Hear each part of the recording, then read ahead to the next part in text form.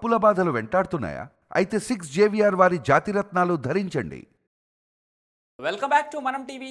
నేను మీ పవన్ బెస్వాడ. తెలంగాణ రాష్ట్ర కేబినెట్ విస్తరణ ముహూర్తం మరోసారి వాయిదా పడింది.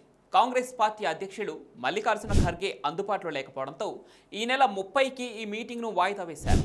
ప్రస్తుతం ప్రకృతి చికిత్సలో ఉన్న ఖర్గే షెడ్యూల్ ప్రకారం మే 26న ఢిల్లీకి చేరుకోవాల్సి ఉంది.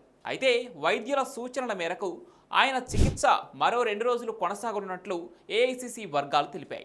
ఈ నెల 30వ తేదీన ఖర్గే ఢిల్లీకి చేరుకోనున్నారు.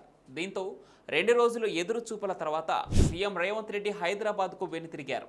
ఇక ఈ 2 రోజులు పర్యటనలో రాహుల్తో రేవంత్ రెడ్డి భేటీ కాకపోవడంపై కొత్త చర్చ మొదలైంది.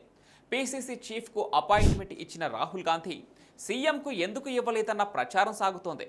సీఎం రేవంత్ అపాయింట్మెంట్ కోరలేదా, లేక కోరినా కూడా రాహుల్ గాంధీ ఇవ్వలేదా అన్న ప్రశ్న నెలకొంది.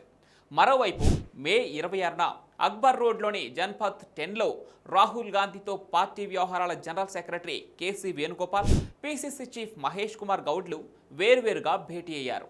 ఈ సమావేశం గంట పాటు సాగింది.